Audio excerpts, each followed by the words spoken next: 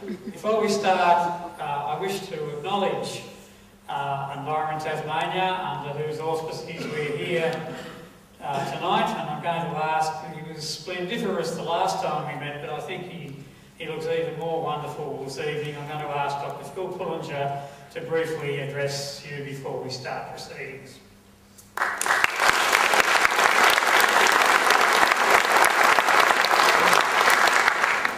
Thank you very much, everyone, and thank you very much, everyone, for coming.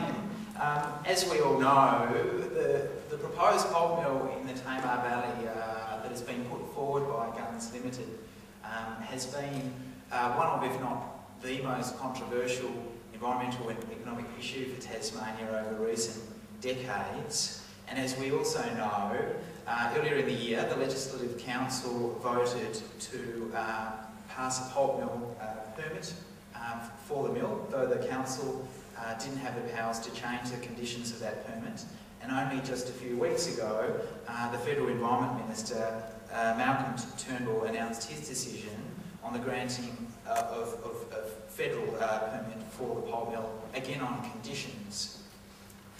And as a community, since that happened, we have, to a degree, been told that it's now time to move on. It's been a big controversy. There's been a lot of issue, a lot of noise, a lot of protests, a lot of concern about it. But it's done and dusted now, and it's time to move on and heal the divisions in our community.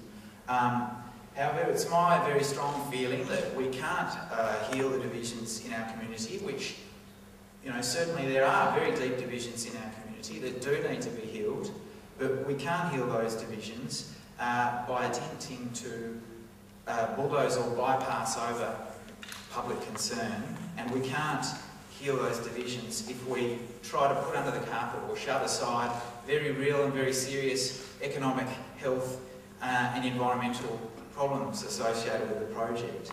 As the response to Minister Turnbull's decision from the Tasmanian community has clearly showed over recent weeks, the pulp mill issue is far from over.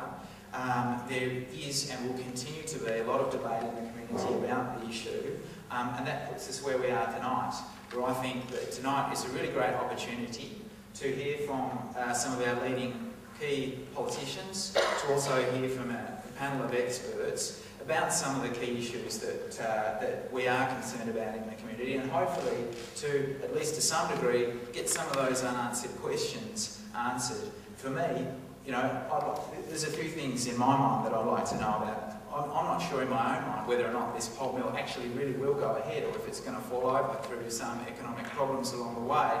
I want to know if the price of carbon does go up, as is expected to do over coming years, what impact is that going to have on the economics of the mill? What happens if there is an impact on the fishing industry? What happens if there are health problems in the Tamar Valley? These are the sort of issues that we can't just push aside, and they do need to be debated.